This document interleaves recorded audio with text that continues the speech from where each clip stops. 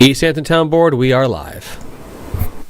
Good morning, everyone, and welcome to the March 5th work session of the East Hampton Town Board. Carol, if you could please take the roll call. Councilmember Flight. Present. Councilmember Lees. Present. Councilmember Rogers. Present. Councilmember Paul. Present. Supervisor Burkholz. Present. If we could all stand for the Pledge of Allegiance. I pledge allegiance to the flag of the United States of America and to the republic for which it stands, one nation, under God, indivisible, with liberty and justice for all. Well, we have a special treat today. We are joined by Hugh King, who can't make it on Thursday. So, Hugh, if you want to come up and talk witches. Thank you, Madam Supervisor. Thank you for letting me come today. As many of you know, Elizabeth Howell gave birth in February of 1657. Then she went into delirium. She said she was bewitched. She named the witch a woman named Elizabeth Garlick, who was called Goody Garlick because common people were good wife and common men were good men, so Goody wasn't her name. She names the witch. Then she dies. They have an inquest in East Hampton. They send the case over to Connecticut.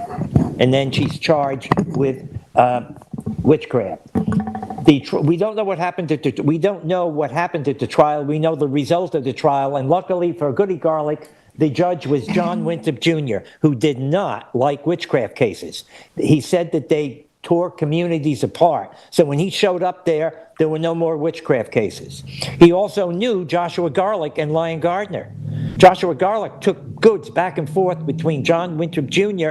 and Lyon Gardner, so he should have recused himself. This is 1657. Nobody recused himself. So the results of the trial, that she was sent back to East Hampton, and the Winthrop said, "You were right to suspect her, but she's not guilty." And why not? Because there's two kinds of evidence. There was maleficium, harmful magic. You hurt someone's crops. You caused a baby to die. An animal would die. That was maleficium. In order to be convicted of witchcraft, you had to prove conspiracy with Satan. How did you prove that? Well, the person could confess. If they didn't confess, what did you do? Torture them, right. But in New England, they didn't resort to torture. She's sent back to East Hampton. If you're accused of witchcraft, and even though you're exonerated, you probably had to leave town. The Garlicks did not leave town. They prospered. He lived to be 100 years old, and she lived almost as long. Okay, why is this important? Why is this case important? Because in order to torture or hang or burn witches, you had to dehumanize them, okay? They're not like us. Guess what? The American Indians were dehumanized. People from West Africa were brought over here and enslaved. They were dehumanized. The Holocaust is dehumanized, okay? And before we pat ourselves on the back, some of that's still going around today. There are some certain parts of our society who we feel are not part of us and don't deserve the same consideration. So that's the lesson of the story. And if you hear the word witch hunt by using anybody, ignore it. They have no idea what a witch hunt was. So thanks a lot. Here's Loretta's book. You can buy it, and you can learn everything that I've just said. Thank you. See you. Thank you. I'll see you on the 21st when I'm going to talk about a 100-year-old woman. Sounds good. Thank you. Okay, so today we're going to open with public comment, and we ask that you kindly keep your comments to 3 minutes. And then we have 6 topics that we'll be discussing. The first is the New York State Pro-Housing Community Program, and that'll be presented by Joanne Pilgrim. And then the 2024 Draft CPF Management and Stewardship Plan, presented by Scott Wilson. The 2024 Non-Resident Beach Parking and Beach Driving Fees by Councilmember Ian Calder-Piedmont. Chapter 255 Zoning, alternate members for the ZBA, presented by Rob Connolly. FIMP update, David's been doing that religiously, and we're grateful for that, David Lease. And we'll be getting a ditch plan update by Kate Rogers. Then we'll get on to liaison reports and then resolutions. So let's start with public portion. Cheryl, do we have anybody signed up there on the list?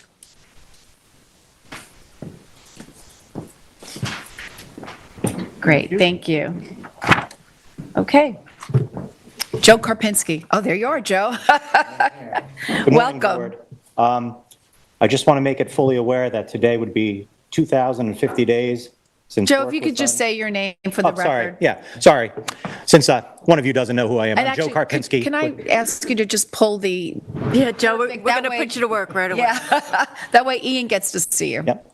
Anything else, sir? I think We're all that's it. set, and I'm right. grateful. Thank you. All right. Good morning, Town Board. Anybody who doesn't know who I am Joe Karpinski. I just wanted to make it aware that, once again, today is 2,050 days since work was commenced and an obstruction remains in the middle of Bayview Avenue.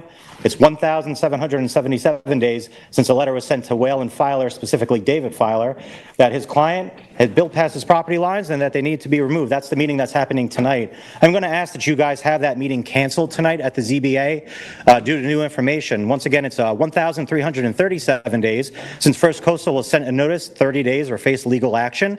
If you take 30 days off of that and divide it in two, today would be 653 and a half years in prison if the town followed Town Code 255-10-50, which is explicitly written in that letter. It is 1,209 days since the town was sent letters of enforcement. This all began when I was 35 years old. Tomorrow I'll be 41, still fighting for this. For the meeting, the narrative that was already sent in and the addendum from the homeowner says explicitly, this narrative seeks to remove these geocubes as soon as the variances and NRSP are issued. I'm sorry, guys. I don't know how somebody can get away with saying that to you at all, to this town, and saying this is the legal reason why I need a meeting where almost 2,000 days have gone by where they've obstructed our rights. There are no current town permits. There are no DEC permits.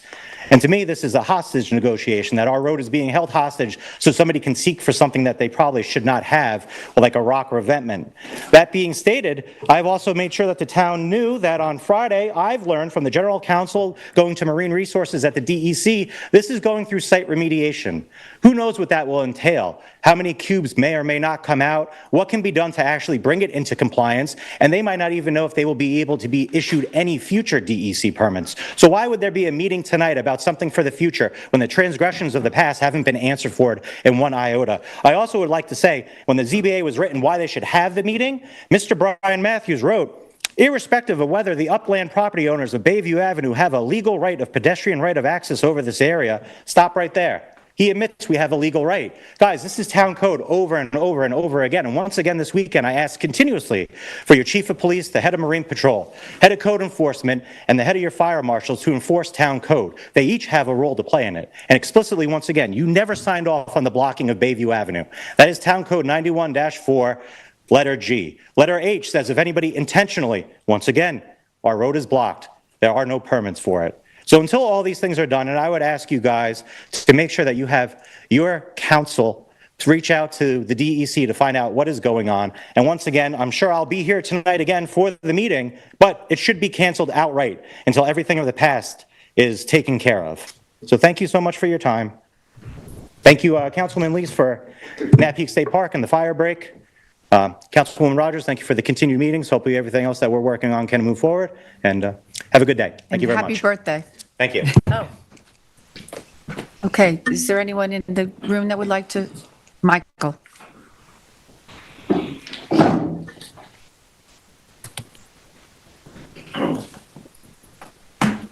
Welcome, Michael.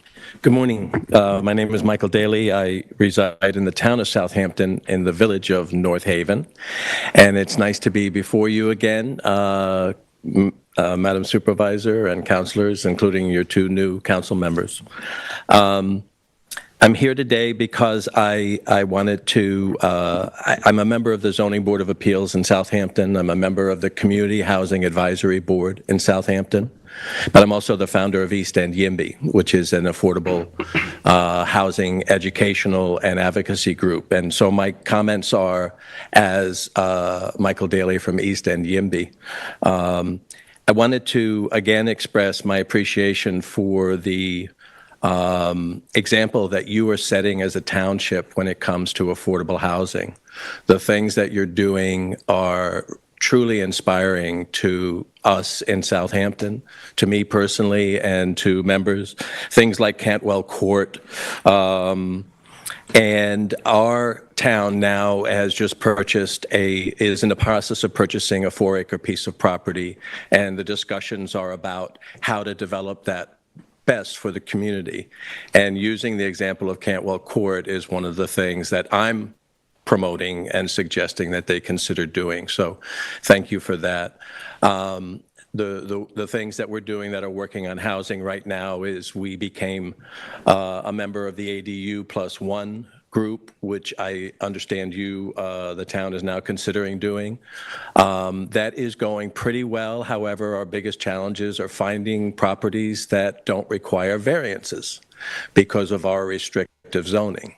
Now, you're one step ahead because you went through great pains over this last year to adjust your zoning for ADUs, but you'll find out yourself how if that was enough to help promote the ADUs. Another thing that the town of Southampton is doing is having discussions about zoning. And again, you've set a tremendous example. So I wanted to, and I'm here today. By the way, another thing that we're considering and looking at doing is affordability easements for multifamily properties. So helping to not only create more affordable housing, but to preserve the existing housing that could be affordable or might be lost to someone buying a multifamily structure and turning it into a single family, or buying an apartment, a house that has apartments in it and raising the rent to market rate, because we all know that market rate is at least double the rate of affordability today.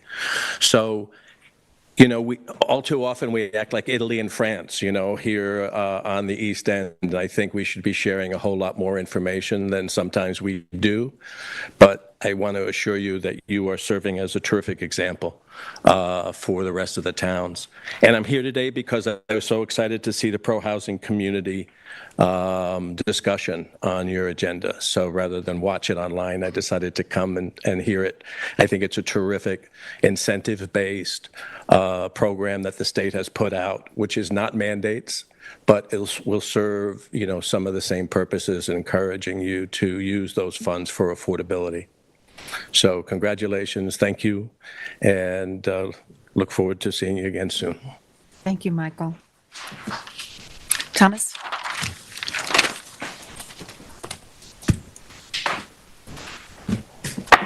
Hi, Thomas Crouch. I'm an attorney appearing on behalf of Joe Ryan, who's the owner of 3 Hedges Avenue. She's also here.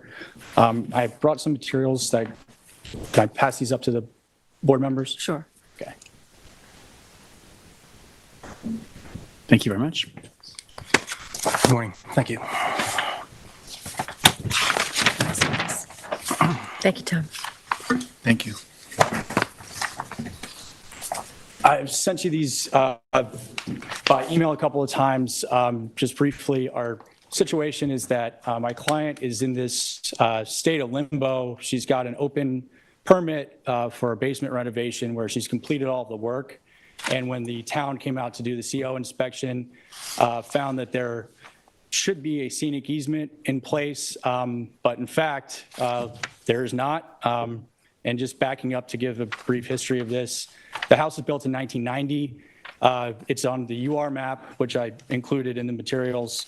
On the UR map at the time, it was required to have a 50-foot easement. Given that the whole property was only 80 feet wide, the town board in 1996 approved reducing the required easement to 25 feet, but that easement was never filed or recorded. Upon, request, the town, either the building department or the natural resources department, has not been able to find that easement. My client bought the property in 2015 and got a title report. That easement was not there. So it's pretty much beyond dispute that this easement was never filed.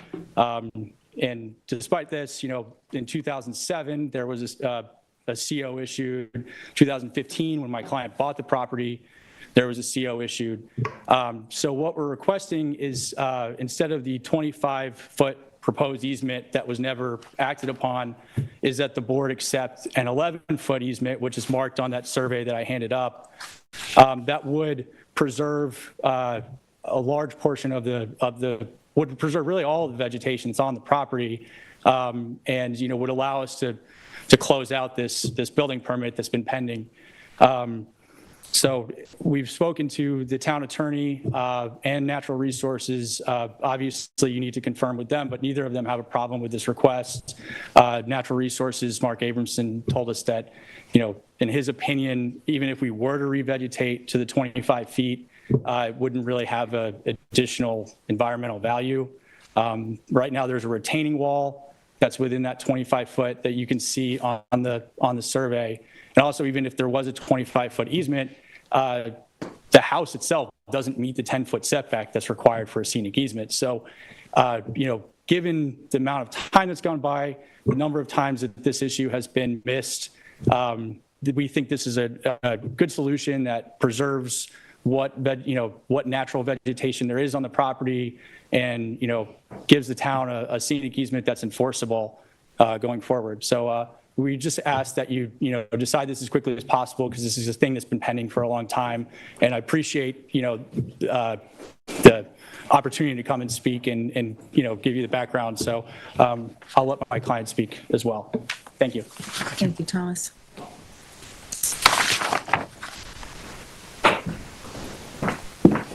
Good morning. It's very nice to meet all of you. I don't want to take up too much time because I know you If you have. could state your I'm name. sorry. My name is Joe Ryan. My husband and I, Jim Kushner, own 3 Hedges Avenue.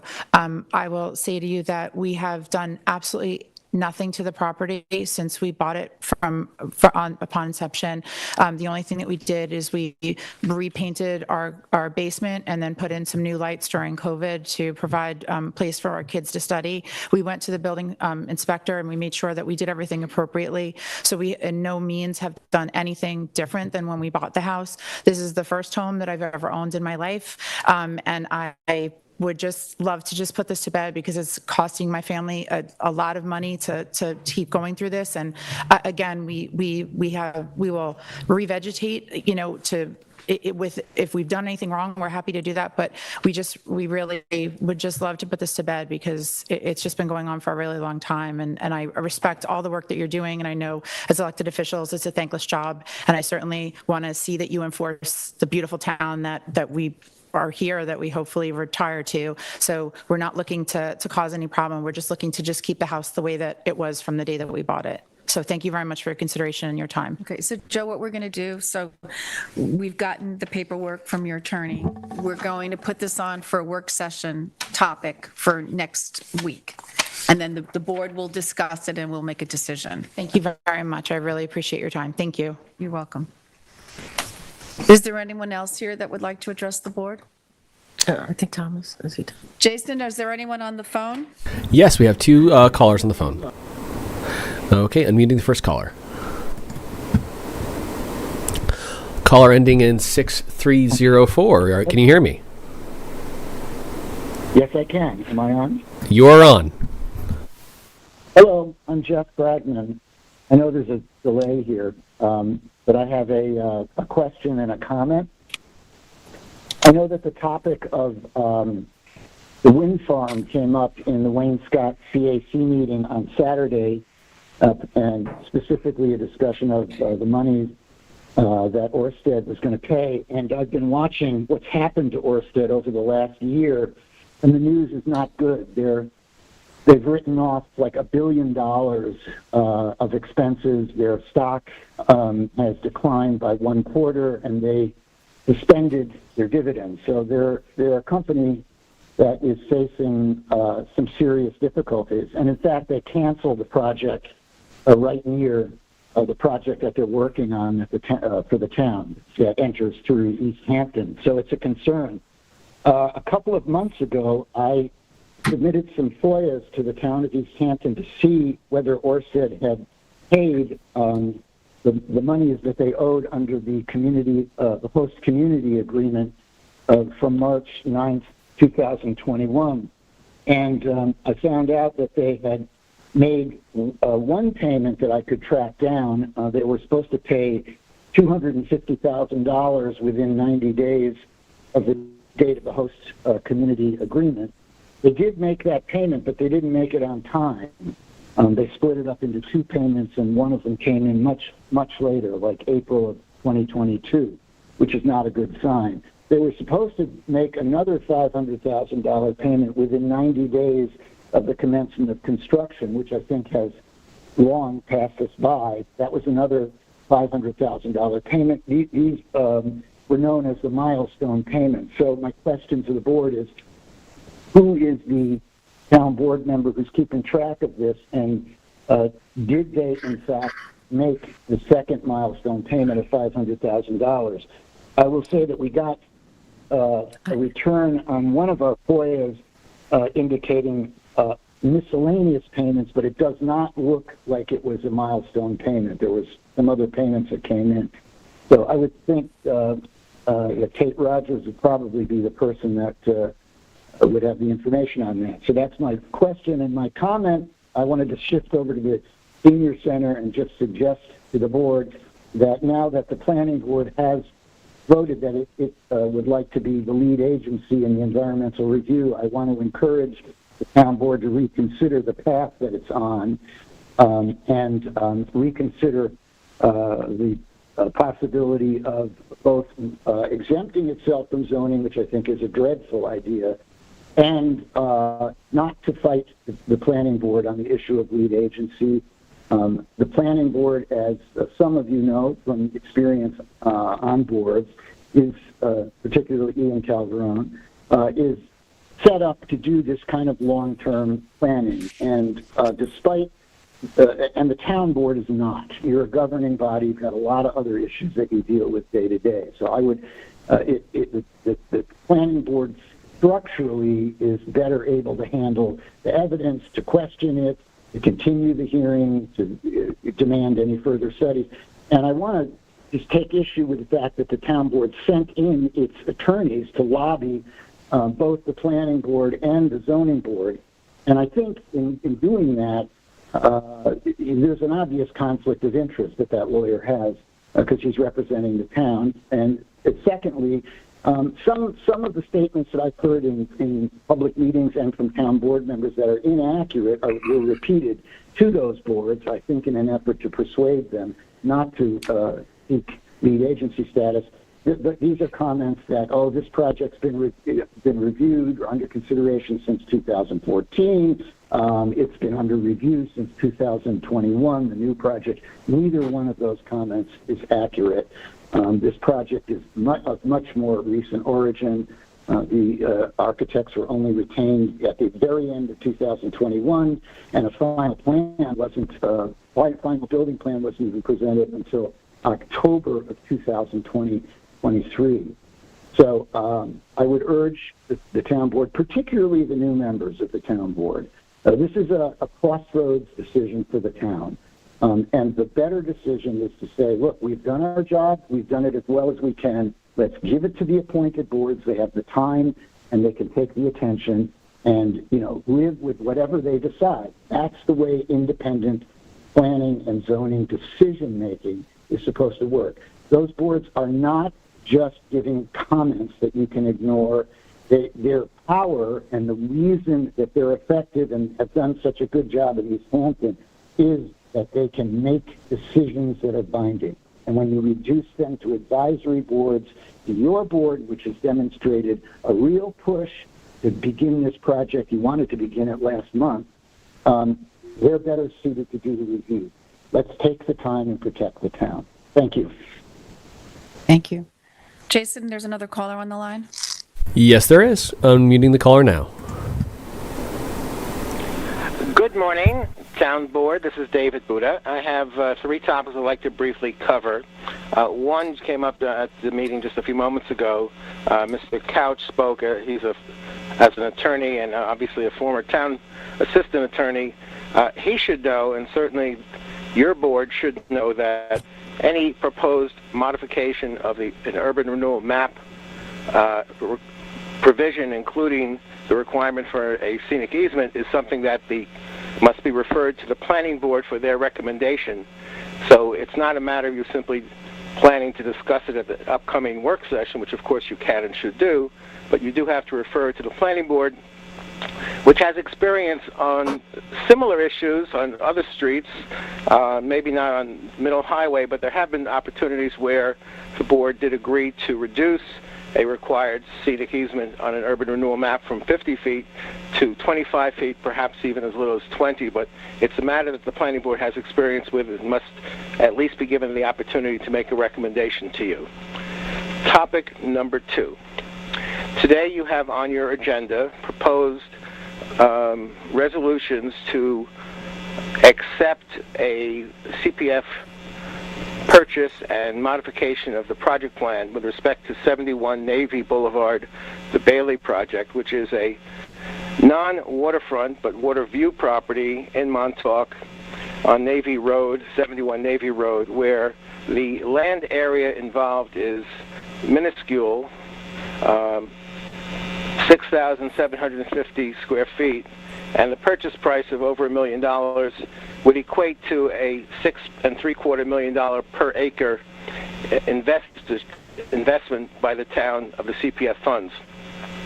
Since the town certainly is well aware of issues with respect to waterfront properties and potential water rise, you really need to discuss this potential purchase in a broader sense of how much are you willing to and able to pay in the future to remove structures from properties that may be possibly within a flood zone. So I would hope that today, since you haven't yet done so, you would take at least a couple of minutes to discuss the proposed $1 million expenditure before you vote on the proposed resolutions. Topic number 3.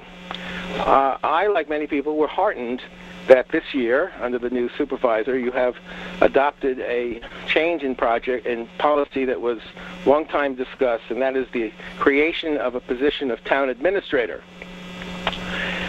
I would like to raise a question whether or not the town administrator is doing and being given the opportunity to do the things that I would have expected the town administrator to do.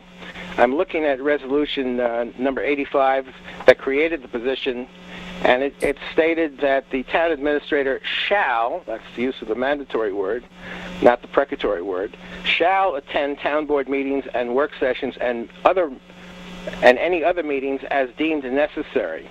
The purpose of having a town administrator is specifically, as specified in your resolution, to provide assistance and interface with all town departments on operations, etc., financial needs, policy creation, and the implementation and general operating requirements.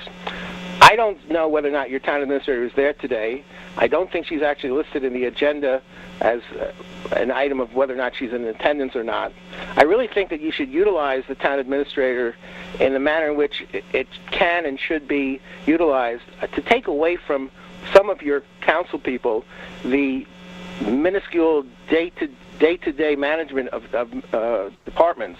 You really should not be micromanaging your departments. You should be a policy board, a legislative body, and you should free up some of your administrative work managing departments by letting the town administrator administer the town departments as the job really was designed to do. So those are my 3 topics, and thank you for your time. I hope that you will give consideration to what I've said. Thank you. Bye. Thank you, David. Jason, do we have anyone else on the line? We have no other callers. Great. So now we'll move on to our topics. And first up is Joanne Pilgrim for the New York State Pro Housing Community Program. Welcome, Joanne. Thank you. Good morning, board members. So I'm going to give you an overview about the New York State Pro Housing Community Program. This was a program that was established in July of last year by executive order of Governor Kathy Hochul, and it's administered by the New York State Office of Homes and Community Renewal. The Pro Housing Community Program is an innovative policy designed to reward local governments that are working to address New York's housing crisis. The designation is based on a municipality meeting New York State benchmarks in adding housing units across the board, and I'll go into the details of that in a future slide. Local municipalities with the pro-housing community status are given priority by certain New York State agencies that are administering up to $65 million in discretionary funds. We just take it. Hold on one You're second. having a technical difficulty there, Eric? We're on, I'm trying to make it as difficult for you as possible. you can use the other device on the left. Yeah. Yeah, I think that's how it's set up. Yeah, and just when I'm starting the slideshow. Okay. Think I do. All right, you're good. Well, Three. full screen. Slide 3, please. I think there's a swap screen button in there. Thank you. Okay. So, as I said, local municipalities with the status are given priority by certain New York State agencies in applying for grants. Governor Hochul has proposed making pro-housing community status a prerequisite for grant funds from participating state agencies. That has not been done yet, but she may seek to include that provision in the next New York State budget. At present, the participating agencies and the programs and their funding programs and projects include the Downtown Revitalization Initiative, administered by Department of State, and those are projects to invigorate and enliven downtowns. The Regional Council Capital Fund, which are economic development grants. New York Main Street, which is also a downtown revitalization program, but for target basically blighted areas or areas in distress. The Market New York Capital Grants, which are tourism grants. The Long Island Investment Fund, which are support large-scale projects to support regional industry growth. The Mid-Hudson Momentum Fund, which is a housing and infrastructure fund for the Mid-Hudson region only. And a Public Transportation Modernization Fund or program administered by the New York State DOT.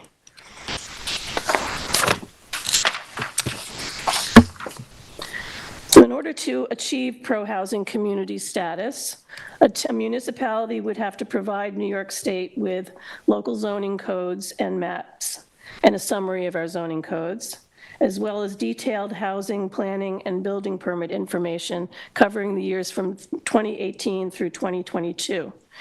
And a municipality also has to demonstrate that there's been a growth in housing stock in the town by either 3% over the 3-year analysis period, which is 2020 through 2022, or by 1% in the last year of that period. This is based on growth over the 2020 census figures for housing units throughout the town. East Hampton saw a roughly 1.9% increase in new housing units over the past 3 years.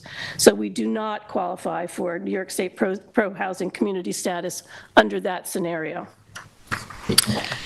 Just to elaborate, the US Census 2020 found that there were 19,801 housing units in East Hampton.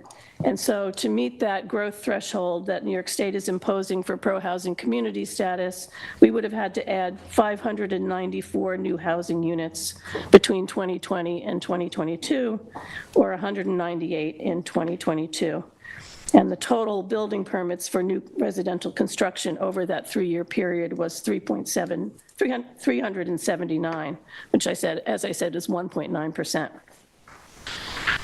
So there's another pathway to getting the designation from the state as a pro-housing community. If the housing growth has not met the state threshold, the municipality must adopt a resolution provided by New York State that acknowledges the housing crisis and pledges to take steps to alleviate it. And specifically, this is streamlining permitting for multifamily housing, ADUs, affordable housing, and accessible and supportive housing, adopting policies that affirmatively further fair housing, incorporating regional housing needs into planning decisions, increasing development capacity for residential uses through rezoning and other methods, and enacting policies that encourage a broad range of housing development, including multifamily housing, affordable housing, accessible housing, ADUs, and supportive housing. Joanne, can I just ask you a question? When they were looking for the first pathway that you described, the house doesn't have to be affordable, right? It was Correct, just any housing unit. Yeah. Yeah. So just morally, it's pathway 2 is more in line with what we're doing right now here in East Hampton. The effort is, As opposed to letting, an 11,000 square foot house count towards, your. It's any new Housing residential housing unit that's created does not include renovations. It's basically based on the number of building permits issued for residential construction. Sorry, one other quick question. Supportive housing? It's a new category to me. Can you just define supportive housing? I think that's housing that is for the disabled and specific demographics that need assistance. Thank you. East Hampton, as Kathy, I think, just alluded to, has already taken a number of steps to address the housing crisis. We have per capita the most affordable housing units in town, of any town on Long Island.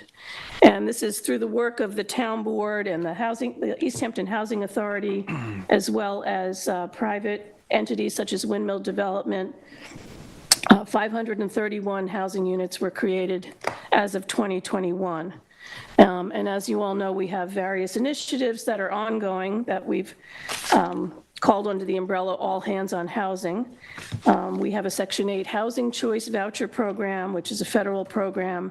We have a home ownership program that's been ongoing for a number of years. We have the Community Housing Opportunity Fund.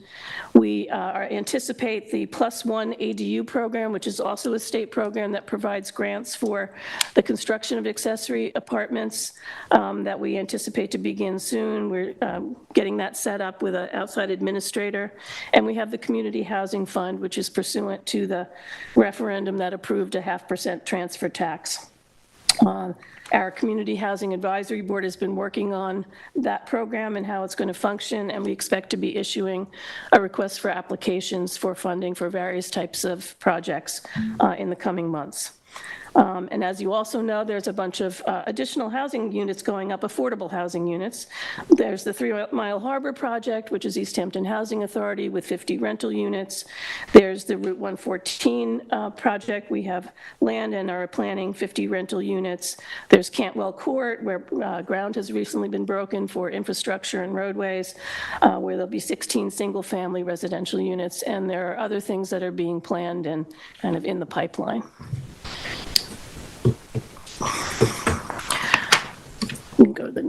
The Pro-Housing Community Program is also, for the state, a data collection effort on housing across the state. New York State's Housing Data Dashboard collects housing statistics and tracks housing growth statewide. That's an interesting website that they're trying to keep up to date, and one of the initiatives of the Pro-Housing Community Program is to obtain up-to-date data from the various municipalities. Municipalities in the state to date, there have been 20 of them that so far have received the pro-housing certification. That includes the city of Binghamton, the city of Kingston, New Rochelle. The only one on Long Island is the village of Mineola. And there are others that have submitted their applications. The designations are subject to an annual renewal by New York State. For East Hampton, the next steps to apply to be a pro-housing community would be to submit a letter of intent. And upon receipt of that letter, we would receive a link to be able to access the New York State site where the data from our building and planning departments and housing department would have to be submitted. Then the board would have to pass the pro-housing community resolution, and we would have to prepare and enter the data into the New York State template, the zoning maps, the zoning code summary, and the housing planning and building permit information for 5 years, 2018 through 2022. Great. Questions? Earlier today, Joanne in my office sent around the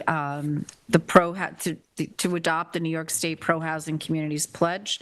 I've got that scheduled for Thursday night for our review and hopefully approval. And the letter of intent is drafted, and if we approve the pledge, I was planning on sending out the letter on Friday. Everybody is good with that. So in looking at this, it seems like most of what the state is now asking the town has already been accomplishing.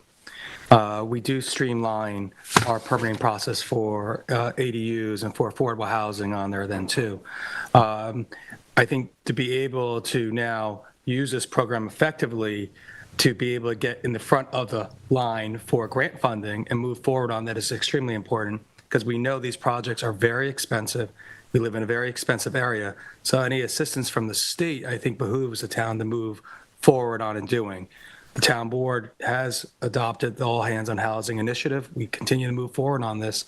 I think this is a great opportunity for the town to get in front of all the other municipalities that are competing for the same pot of money. It's another reason why the town is a leader in it. We should continue to move forward on this. So I support it. Yeah, I support it as well. I just want to liken it to the importance of it and to reiterate what David said, how much being designated a climate smart community has helped us with grant funding. It's an important designation to get to the front of the pile to have these on. We've seen that already, so I support this as well. So each of the agencies that are participating at this time, the way it's set up is that each agency is choosing its own way in which to grant preferences to pro-housing community applications. If the application is for housing purposes, all applications are treated the same, whether you're a pro-housing community or not. That was very specific about that carve-out. But there may be other entities, state agencies that decide to participate in the future as well. Well, I know this is an important initiative of the governor, and we'll talk later, but Kate and I met with some of the folks from the governor's office last Friday and shared with them that we had this presentation scheduled for today, and it was something that we wanted to move forward with, and they were very excited to hear that we would be the first town on the East End, so that's good news. And if I could just say one last one, this is a regional effort also. We've heard from one of the founders earlier from East End YIMBY.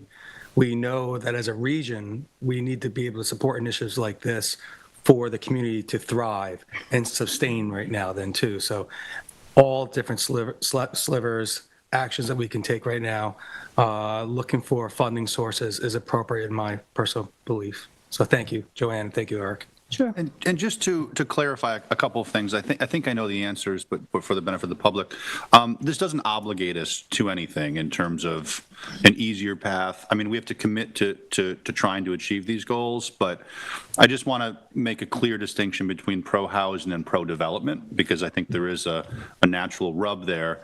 So that's the first part of it. And the second part is the housing department thinks that we could achieve this through the efforts we're already making specifically towards affordable housing, that the numbers are realistically attainable that we're saying we're going to commit to. So we're simultaneously not obligated or making an easier path for anybody necessarily, but this is a realistic goal through our affordable housing efforts that are already ongoing. Is that accurate? At present, the years that they're looking at for the designation is a look back rather than a look forward. I don't think that they've developed plans for the future of the program. We did have a conversation with them and asked these questions. You will have to requalify year by year, but they don't have a protocol so far about, whether or not there's a standard or a benchmark you have to reach in the year going forward in order to maintain the designation. So that's a question.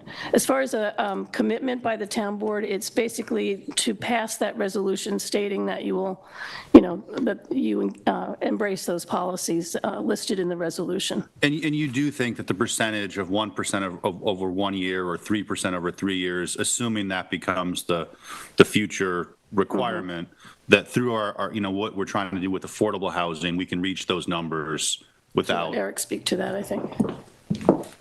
Hi, Eric Shantz, Director of Housing. Yeah, absolutely. I mean, as you could see in the presentation, we were close. We were at 1.9% over 3 years, as opposed to the 3% target. But I think with and again, as Kathy was asking, the pro-housing community program involves, they're counting all new residential construction. They're tackling the housing crisis through an increase in housing stock, so it's not only limited to affordable housing. So we were already close. I think in the coming years that just with the natural progress of building of vacant lots, which is all that we were counting before, I think that will take us most of the way there, but then I'm hopeful that with the projects that we have online now and ones that are coming in the future that we will easily meet their target goal. And, you know, that one factoid that was in there that we have more affordable housing units per capita than any town on Long Island, I think you can even say, you know, we are already a pro-housing community. We're just not officially designated as such. So I think if we continue the way that we have been, we'll get most of the way there, but the way that we have been isn't enough to address the housing crisis, and we are going to make sure that we're going to be increasing the rate of affordable housing units that come online, and I have no doubt that we can meet that target goal. Eric, I have a couple of questions. I noticed the years that they've looked, the look back years were COVID, and not COVID. Yeah. So did they take any consideration in their calculations for the impact of COVID on our building industry? Because it certainly impacted our building industry. It's not, I guess the short answer is no, because they didn't factor that in. They didn't say, well, here's a COVID year, so decrease it by a certain factor. But I would assume that when they were setting up that as the measurement, they said, you know, we know that things were impacted by it, but here's how we're going to calculate it and see if you automatically qualify. So I would think they certainly had that conversation, but again, the short answer is no, because it's not like there's a computation where, you know, it's discounted or anything like that. So. And my second question is, when you're looking at new construction, you talked about vacant properties, but as we know, we're at 91% build out about. Yeah. So do they calculate then demolition and reconstruction of totally new residences as opposed to substantial additions or additions? That's a good question. It's anything that adds a housing unit. We didn't calculate it because our understanding is new construction of new residential units. So a building permit that involved a tear down and rebuild would not be factored in. Thanks. Does anybody else have questions for Eric or Joanne? Thank you for joining us today, and we look forward to being officially a pro-housing community. Thank you, Michael. All right, next up, we have Scott Wilson, who will be presenting the 2024 draft CPF Management and Stewardship Plan. Welcome, Scott. Hello. Hold it up for you.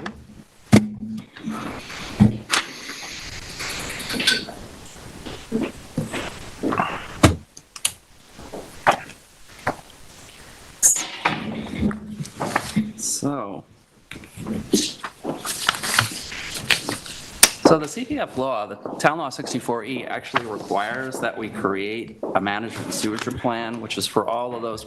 Scott, if you could just bring the microphone closer. We can hear you here, but for folks at home. Yes, makes sense. Thank you. Which is for all of those properties that we've already acquired through CPF or all of those properties that we may acquire in the future for CPF. And, you know, we actually had the option of doing a 1-year plan or out to a 3-year plan. We've decided that it was superior to do a year-over-year plan simply because, you know, with regard to land management, things change. We have a southern pine beetle, you know, infestation, or, you know, we find encroachments year over year and correcting those. And to do a 3-year plan, you know, really isn't as efficient as it otherwise could be. And so you get to see me year over year. Plus, for me personally, it's a great opportunity to revisit the plan. It's interesting that even after 16 iterations, I still find a typo once in a while. So it's good to actually get my eyes on it, my staff's eyes on a document like this on a year-over-year basis. In fact, I even had a call from a resident this morning saying, hey, you got this address wrong. So make that correction. Thank you, Mr. Buddha. Okay, so let me just get into it here. Oh, notice our cover art. So last year we had in the plan to do a multi-use path, and this is an aerial photograph. If you can see that at the Boys and Girls Harbor property, that multi-use path is installed. Further, we're going to be doing a pavilion there, which I don't know, weather provided, might start this week, but we'll see how the rain goes. Let's see. So we've acquired interest and rights of real property of 527 properties so far. Pretty amazing, I think. There's 10 more pieces in contract representing over 2,400 acres. And we actually accomplished the vast majority of our stewardship work in-house. We create a baseline document, which is a documentation of the parcel at the time of acquisition. When we go out and do on-site photos, we note any encroachments and rectify those, and we just established all of the title work and preparatory information, pre-acquisition, post-acquisition, into one broad document. We also help create management plans for those properties with some proposed human use, and we regularly monitor all CPF properties for encroachments, dumping, or other issues. Every parcel we acquire has a baseline document, and that is available on our town's website. Every management that we create is available on the town's website. And if you look at this document on pages 6 and 7, we actually have the links right there in the document for the convenience of the public.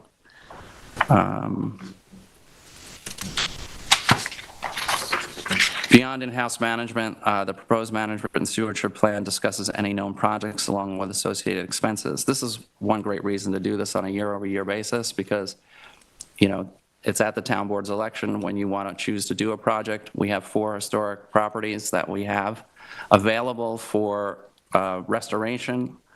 Those being the Carl Fisher House and Annex on Foxborough Road, the Dodge property at 803 Fireplace Road in Springs, the Edwards House, which is on the Duck Creek compound off Squaw Road, and possible restoration of the Brooks Park property on Neck Path.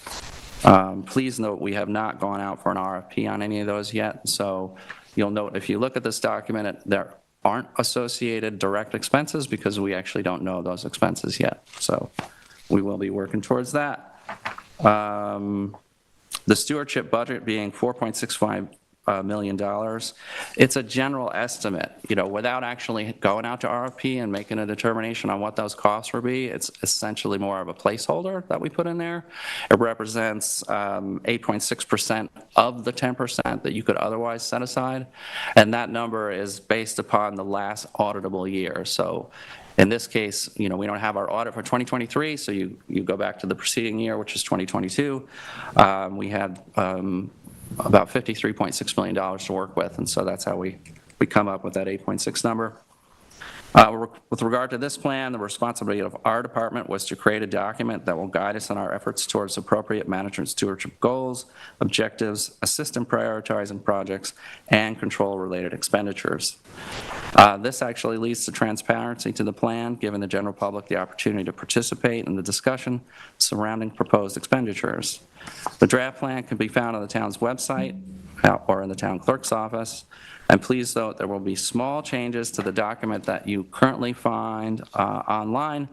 The process of creating this document, presenting it to the town board, so by the time we actually get from the beginning of its creation to actually going to the public hearing, there will be small changes. For example, I'll update the revenue because we've completed year 2023 now. It'll be over $46.5 million in collected revenue. Obviously, correct any discovered typos. We may go into contract on additional properties, and so if you don't see it now, but we go into contract next week, I'll be updating that before we go to public hearing. And you might ask me for changes today, so obviously those changes will be representative when I do this presentation for a public hearing. Are there any questions on the plan that was presented so far? I had a nice discussion with Tom. He had some questions. This is new to him. Ian, this is new to you too. I'm glad to go over anything that we could use clarity on.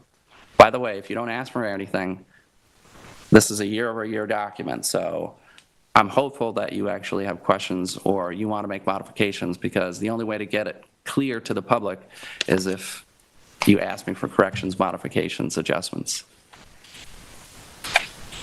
Questions for Scott? I'm good. I addressed my questions from last week, so. Yeah, Scott, I hate to disappoint, but I don't have any questions either. Well, I mean, it is the 16th iteration, so hopefully we're pretty close to the right track, but there's always room for improvement, and I'm glad to do that if the board so chooses, or if somebody from the public comes forward. So this is my 7th document that I've seen here, and it's a good read for the general public to look at the work that the CPF project has done over the last 25 years. Kudos to Assemblyman Thiel and those, in front of us, or, that have assisted us to get us to this far. What I do really like is how you have the general obligation law on the front, particularly up to date with some of the changes that have happened recently then too, because the general obligation law has changed multiple times over the last couple of years, and some certain additions that we might discuss later on then too. So that is also a very important part to put up front, not just about how and what we've been able to acquire, historical preservation, open space, recreation, but legally why, where the justification is. So that's important too. And I'm just going to say that what David has mentioned now, which is on the front page underneath the photo, was educational to me. Okay. So I think it's important to get that, to have that information out for the public, because we get asked so many times, can you use CPF preservation money for this, for this, for this, for this, for this? And, this is more robust than I knew. So I thank you for that. And I really actually appreciate, I would call this the encyclopedia of CPF housing. So it's an important document to have out there for the public and for us. Thank you. Because we do it one by one, and you forget that it's part of a very large picture. So that I don't have questions, but just those comments. Thanks. All right, so are we ready to notice this then for public hearing? I would support that, yes. You want to put it on for Thursday? Yeah, you could put it on for Thursday to appreciate that. hear That'd on be the 21st. Okay, thank you. Thank you, Scott. Thank you, Thanks, Scott. And thanks for coming and doing it in person. Glad to do it. Okay, so next up, we have Ian's going to lead a discussion on the 2024 non-resident beach parking and beach driving fees. Okay, Chelsea. If Chelsea's She's not in the waiting room right now, but she was here earlier. She's coming in. she's coming up now. But All right. I'll start this. Oh, hey, how are you?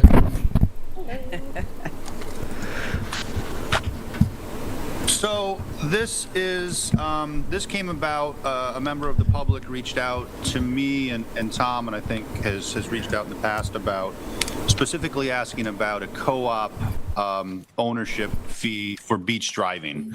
Co-op owners are people who, in some ways live here or have rights to a place here, but aren't technically residents by standards.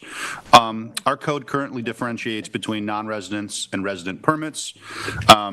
And he was basically asking if there could be a reduced fee in recognition of a co-op status being something different than a standard non-resident. To me, that made a lot of sense, at least on the face of it, and so I looked into this further. It turns out the most recent resolution setting fees for both beach driving and also beach parking was back in 2021, so it's been a little while. Even though the two types of fees are dictated by different parts of the code, the fees are set through resolution, and so it's not a code change. It can be an annual, or as frequently as we want to review it, we can change these fees. So it seemed appropriate for an update, considering it's been a few years. And it also seemed appropriate to, I think, make this cutout for co-op owners. In fact, in looking at the last resolution, there was already a co-op owner parking permit fee for people doing beach parking, and so the precedent was already there, I think, to include this. I based the percent discount. I spoke with other board members about this, and a lot of things came up in individual conversations, including the need to raise fees overall because it's been a little while, and then also how we might set up the discounted co-op fee in relation to the regular non-resident. Since we already had an analogous situation with beach parking, I followed that same percentage and basically came up with the fee. Previously, the non-resident annual beach driving fee was $400. That is actually going to be raised, or the proposed raise is to $450. And we would create a second line of non-resident beach driving permits for co-op owners that would be $135. And again, that's something like just under 30% of the, or about 30% of the regular non-resident fee, which coincides with the parking. Not to make that all too confusing, but it's something I support. I think that there's already precedent in the resolution that was passed, and I think that people who own co-ops in town can easily be distinguished from other non-residents. As far as the raise in fees, I am fairly ambivalent about that, but I do think after 3 years it's appropriate, and it makes sense to tackle all these issues at the same time. So generally, fees for non-resident parking are going up by about $25. The general non-resident fee, actually, I believe in the village is $750. Ours was only at $500, so that's going to go up to $600, still lower than the village, but perhaps appropriate. Considering our investments have gone up. And then for daily beach parking fees, I think we're going to leave those the same because we don't want to encourage people to, try to avoid them. And there's some concern that if we raise those fees too much, people will look for street parking or illegal parking, and we don't want that. So that is my general introduction. I don't know how other board members feel, but I want to open it up to discussion and questions anybody has for me.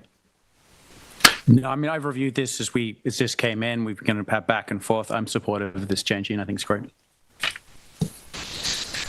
So for myself on there then too, there's a greater cost for us to manage our beaches during the summertime. It's the costs have gone up from staffing to infrastructure costs. We see that all around. So those costs I think are warranted. I think we also have to look at so I would support this resolution that was put in front of me. And with the addition with the co-op beach parking, pouring out, with the co-op beach driving permit on there, I think we have to also look at the ways in which fractional share houses are starting to creep into our area and how that might affect our usage of our permitting. But I think that's a broader look right now. It might take us a little bit longer time to get to that point in advance of the summer season. So as far as doing this now, I think it's appropriate, Ian. Thank you. Yeah, I agree with my fellow board members. I don't have anything to add. Yeah, I'm in support as well. As David said, our costs have gone up, our staff costs, we had to get more competitive with our lifeguards. And so I'm comfortable with this. Well, great. I appreciate everybody's help on this. I'm new here, so this is my first presentation, and I had a lot of help behind the scenes in terms of digging this up and talking it through, and I think that this will be a good resolution that I hope to put on for Thursday, and probably something we should revisit annually, whether we make changes or we don't. And I think that the format here of having all of the fees in one resolution is very, very helpful, because there were actually a few outliers that had been modifications, and it was sort of hard to track down. So I think we have a template here for something that will work going forward. And just to Dave's larger point about the concern of different types of home ownership, I share those concerns, and I agree with him that we might want to look at that. But since we already had the carve out for co-op in the previous resolution, it seemed like this was a fairly harmless approach, and doesn't preclude us from doing any of the other work. So thank you very much, everybody. Thanks, Ian. Okay, so now we're up to Chapter 255 zoning, alternate members for ZBA. So Rob, if you could introduce that for us, that would be great. Sure. So as the board knows, our zoning board is comprised of 5 members. That's due to New York State town law, which only permits zoning boards to have either 3 or 5 members, unless zoning boards that were enacted in 1957, I believe, had 7 members. Right now, what we're seeing is if a board member needs to recuse himself from a particular application, or if they're going to be absent from a meeting or a number of meetings, applicants are in front of a 4-member board. The risk with 4-member boards is that if the decision is a 2-2, that's a default denial. So what happens then is the applicant either needs to start the entire process over, bring a new application, and wait to get back before the board, or they can bring Article 78. And what we're seeing in Supreme Court is that when 2-2 default denials are being challenged, the courts are just remanding the application back to the zoning board for further consideration before a full board. So in fairness to applicants, I'm suggesting that we add an alternate member to the board, which is permitted by New York State town law. Other zoning boards and other administrative boards in other municipalities have alternate members, and I think it's a good idea for for the town to consider. I have a couple of questions, Sure. if I may. Under G, alternate members, I support this. I think it's a good idea. But it's not just whether a person has to recuse or has a conflict of interest, which would cause a recusal. You also have where a member is absent. Correct. And just in the past, because we videotape, which is our record of the hearing, if a member is absent, just absent from sickness and not recused or being away, they were able to review the hearing and participate. Are you looking to change that to that member can no longer participate or as well? Because it says absent. No, as long as they're willing to review the tape and it's not an extended absence, I think that's fine. I really meant if they're going to be missing more than one meeting in a row. Do you need to put any clarification in that? If someone would object to a member deliberating since they were absent once Yeah, we could. for the hearing? Yeah, that's my only suggestion. Does anybody else have? No, I was similarly just very clearly calling out when that alternate member comes in with regards to that. So it's a similar point to Kate's. I agree. And would that be a chairperson decision, or? Because presumably in the case of the ZBA, there could be a hearing where somebody is absent but reviews all the materials and then participates in the final vote. But how would we know when, or how would they know when the alternate kicks in? Well, I think the member who's going to be absent would request of the chairman or chairwoman that the alternate member be utilized. Okay, and then my other question would just be a more general one. If we're doing this for the ZBA, I wonder if it's appropriate to look at planning board and ARB. I know the planning board's a larger board, but might be something for us to consider for all the same reasons. I get that it's not quasi-judicial in the same way where there's and it's a longer process, but again, just wanted to throw it out there for the board's consideration, and that's all I have. Okay. All right, so now, Rob, the process, because it's the zoning code, this is going to go to the planning board Planning board. and the ZBA? And yes, and the Suffolk County Planning Commission too has to weigh in on it. All right. So before we can schedule a public hearing, it needs to be reviewed by those three boards, or two boards and a commission. I just have a couple comments. I understand where you're coming from. I was a zoning board member for 5 years. Some of the other municipalities that have this include the Village of East Hampton also. I think what we're seeing here now is that the community that we have, even though we think it's very large, is actually very small as far as volunteerism. Planning board, zoning boards, there's a lot amount of time that goes into that actually wants to give back to your community members. And inherently, because of the size of our community, there are potential conflicts or recusals, and that's based on Chapter 25 in our ethics code on there. What we want to be is as fair as possible as our policy and our legislative making abilities to be able to give applicants a fair hearing with a full board that doesn't have to necessarily be decided by a judge, but by the zoning board of your hometown on there then too. So I can see why you're putting that forward. I do know that I have had friends and acquaintances that were zoning board alternates at times. They might not get a lot of work. They might get some work. But again, it is something to make sure that we can make sure that we review these applications and keep the process moving, because one of the things we hear a lot is process takes too long. We don't want to make the process longer. We want to make it more effective, and I think that's what we're trying to do here. Two things, two comments on there. One of them is under C, ineligible. No point that says, where is there in the code that it has to be that a zoning board member has to be a resident or not a town staff member? They have to be a resident of the town of East Hampton. And where is that in the code? It's in New York State town law. Thank you very much. Okay, so that's all I had, Rob. I understand where you're coming from. If I have any more questions, I'll let you know. All right, so let's move this along and send it to the planning board and the ZBA. Thanks, Rob. Okay, so now we're up to FIMP update. David. Thank you very much, Madam Supervisor. I don't have a... David, we have a couple of pictures that we're just taking. Great. Yeah, so we're going to, Anne-Marie will put them up, and that's the downtown Montauk before and after. I was there on Sunday, and I just couldn't.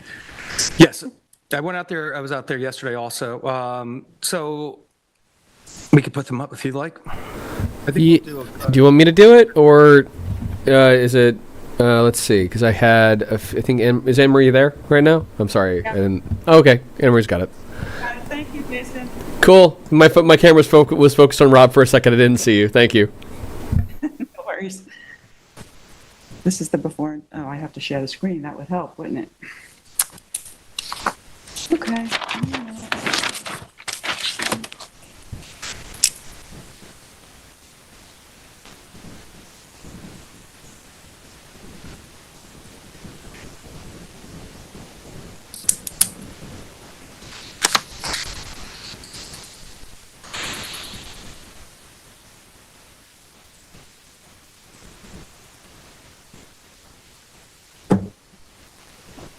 So this is before? No, this is it. That's the after. No. So you got to go. That's, Okay, so as far as the FIMP update that we have right now, as we are aware that the FIMP process started on February 5th of this past month, 2024. These are photos of February 27th of this past month. This is actually at high tide during a storm phase, but if Anne Marie will scroll down a little bit more, this is actually at a low tide mark on there. You can see that, the rack line is high on there. This is under their demobilization phases that they went through this past week. And you go down one more. I think this is where we should start here. Yep. Okay, this is actually this is actually earlier in the year, and this is after some of the storms. If you can go down one more on there, storms, post. yeah, so Emery, would you just go back up to one more photo so we could just take a look at the before? Just go back up. Oh, where the sandbags were? Yeah, where the sandbags were. After the December storms of this past year, December of 2023, and after the January 10th storms of 2024, the beach profile was diminished to a point where it was there was no public access to the beach. The sandbags were all exposed, and there's tremendous amount of loss of sand in this area of the downtown Montauk and also of the Dish Plain area. FIP started on February 5th of this past year. We estimated that it was going to 5th, 6th, I think the boat came on the 5th and they started pumping on the 6th, that it was be about a 20-day project. If you could scroll down, please. That was without weather delay, and they completed the project in 20 days. I want to give the heads up, and what I'll do is after the full completion, I'll give a much more of a full presentation. As far as the FIMP update, there was just over 462,000 cubic yards of sand that was put onto the downtown Montauk beaches. The Great Lakes Dredge and Dock is complete with their demobilization of the complete site as of yesterday. There will be all the road closures are going to be now fully open. They only have some small rentals that are still around that have to be removed. Currently, right now, there are sand fencing and beach grass plugs being installed. They're working from an east to west directional on there. They'll be put in front of the areas.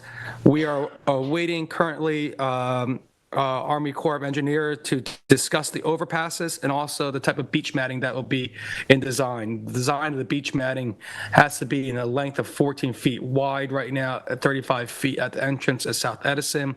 They're looking for appropriate material about that, and they've submitted a couple options to the town for our review on there. As far as the overpasses right now, the overpasses and restoration of those were not included in this FEME project, but are looking to be included in the PL 8499 emergency action on there. That hasn't been decided yet as far as funding and redesign. The Army Corps of Engineers and DEC have recently stated that the overpasses might not be repaired prior to the summer season, but the town board is pressing with priority to make sure that there is public access to our beaches at those overpass sites one way or another, and particularly even our pedestrian and our vehicular access. So that would be upcoming. We have weekly discussions with the Army Corps of Engineers on there. I want to thank I took a visit, I know, with Ann Welker. She came out with Tom and I weeks ago. Also, she was out here most recently, our county legislator. I want to thank her very much. And I also want to let the town board know, the residents know, with the beach looking so broad, there are different surf conditions there.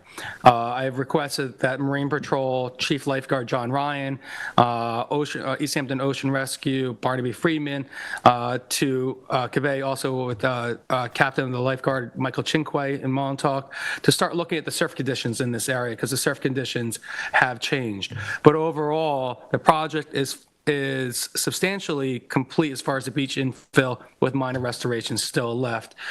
We had the Montauk CAC last night discuss this. I'll go into that a little bit later. To the Montauk CAC gave the town board pretty much a round of applause and the contractor for what was accomplished here. Now, again, this is a temporary measure to sea level rise.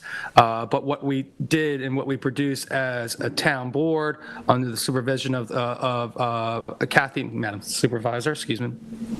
I'm trying to figure that out still. To move forward right now, it's a template that I believe the town board can use for future nourishments of this size right now then too.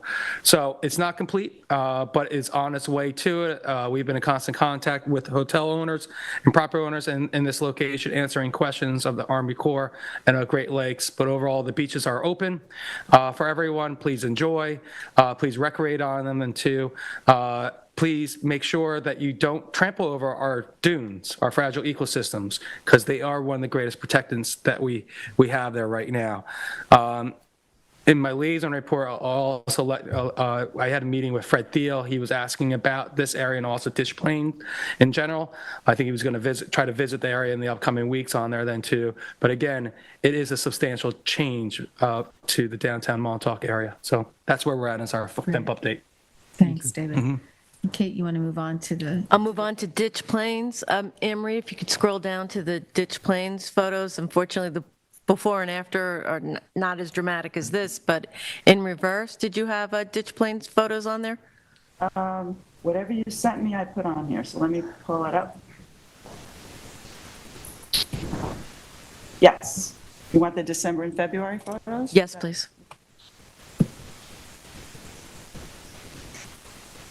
So here we are, December 19th, 2023, just as an idea. This is Ditch Plains before the impact of the storms.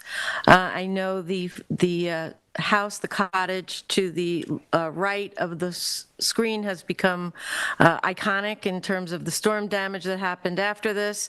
So while a wouldn't be what I'd call a robust dune system, there was a dune system in place in Ditch that was offering protection to flooding, etc.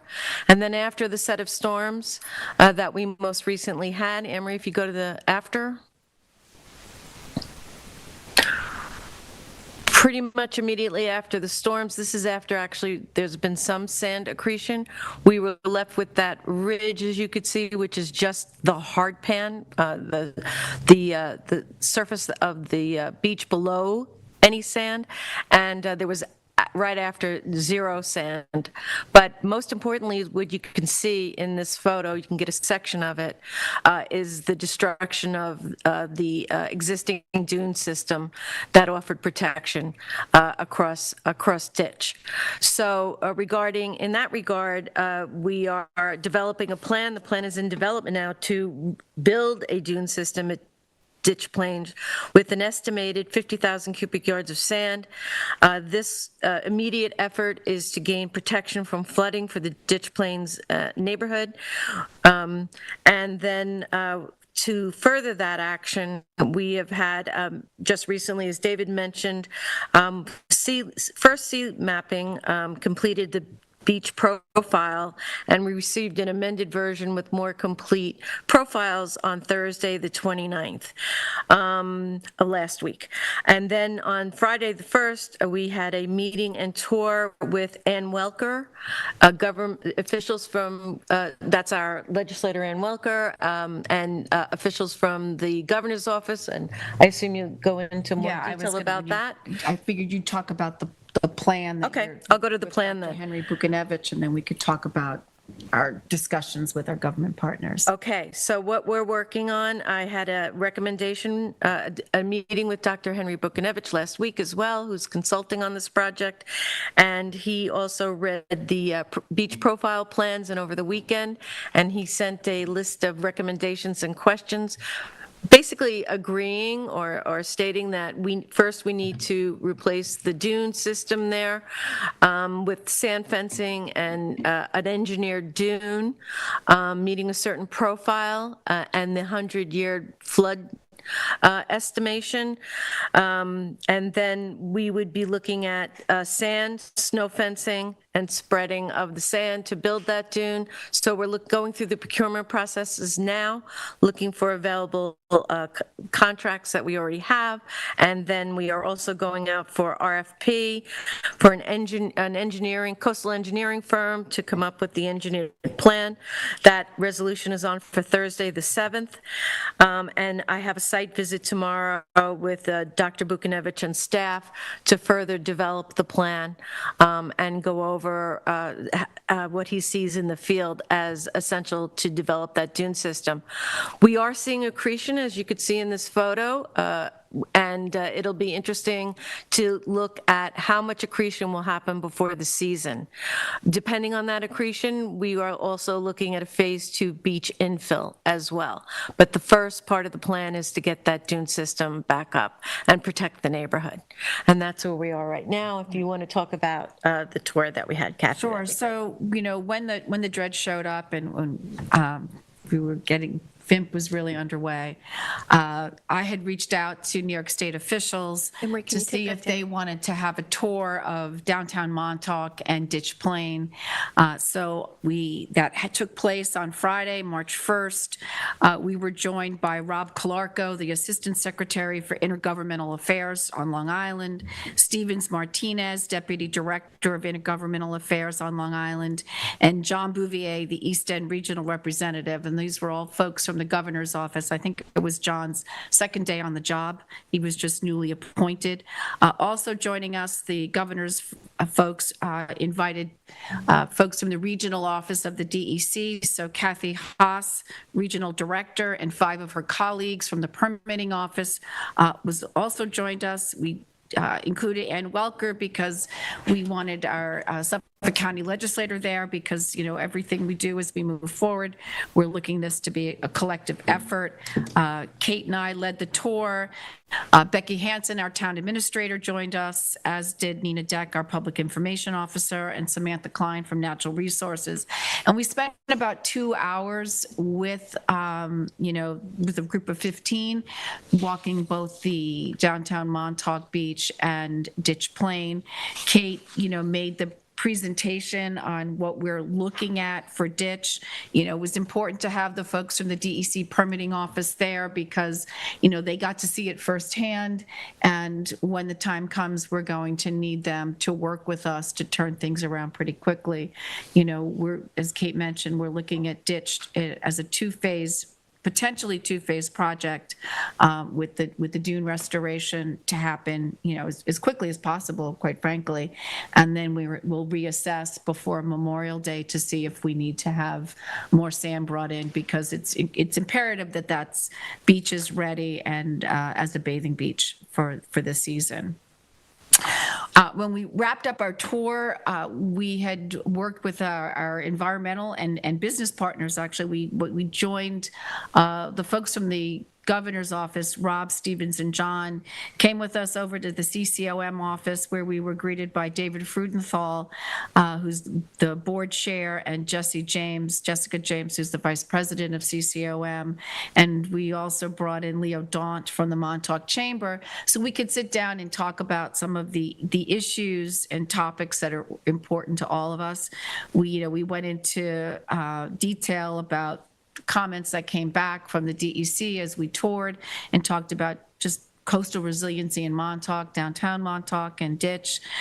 We touched on affordable housing and the governor's initiative for a pro-housing community. Talked about adolescent mental health. That's one of the governor's initiatives that she's working on, and we have a great program in place, but it could always be improved. The last, I guess it's 10 plus years, we've had the South Fork Behavioral Health Initiative, which has been so successful. It was replicated on the North Fork too, but we've always talked about, and Tom knows because we've already started our East Hampton Youth Task Force, that our kids are in distress and we need to support them. And then Leo Daunt from the Chamber talked about the importance of East Hampton's town contribution and Montauk specifically contribution to the county and state economy. So it was a really robust conversation, and we were really grateful for the governor's to send her staff out here, and so that we felt seen and heard. That there has been an ask of the governor for matching funds for ditch. It's in order we have rough estimates of what phase 1 and phase 2 could cost. We're probably talking anywhere from $3 to $5 million, and we were asking the governor for matching funds for that project, and we're hoping to hear back, in the next several weeks of whether they can assist us with that. Otherwise, we are incorporating the sand renourishment or project for ditch in the capital plan, which we'll be discussing next Tuesday. And I'll just add that the importance of having the beach engineered by a coastal engineer and stamp plans is that, as in these projects, funding is always the issue, and that will allow us to apply for funds from the FEMA grant program to repair engineered beaches after storms. So we're taking every avenue that we can to find that funding now and for the future as well. I just, as a Montauk resident as well as a town board member, I want to thank my colleagues for the incredible work they've done here and on the FIMP project. It has meant a lot to the community. I think it's been done the right way. And I think you're going about the ditch project the right way too, starting with the beach profile. This is a geomorphologic process. And so I commend you for the way you guys are approaching this. Thank you. And I just want to say, when we talk coastal resiliency, particularly for downtown Montauk, that includes economic resiliency as well. So I just want to make that clear to everyone. And that's one of the points we made to the governor's people and to the DEC, because, yes, folks come out, and even when the Army Corps did their economic calculations and they run the math, they don't think about that folks are coming out to stay in our hotels, to go to ditch, to surf ditch. That wasn't factored into the equation.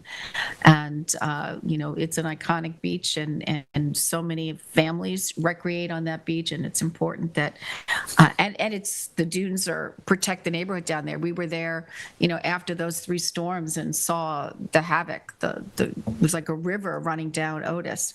So, we need to protect the neighborhood and let folks have, be able to be on that beach this summer and surf and teach their kids how to swim. And, it's critical. And so I'm glad that everything was so well received by the Montauk CAC last night, David. And just one more thing, of course, when we have a plan that we decide upon, we'll be presenting that to the public in a work session. So I just want to make sure folks know that the community will be fully engaged and aware of the process. Beautiful. All right.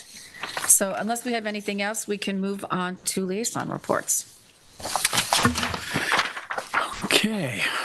Amagansett Advisory Committee will be meeting March 11th, 6:30 p.m. at the Amagansett School Library. IT, for those of you who've recently visited the town website, you will see an updated site. It's got a fresher look.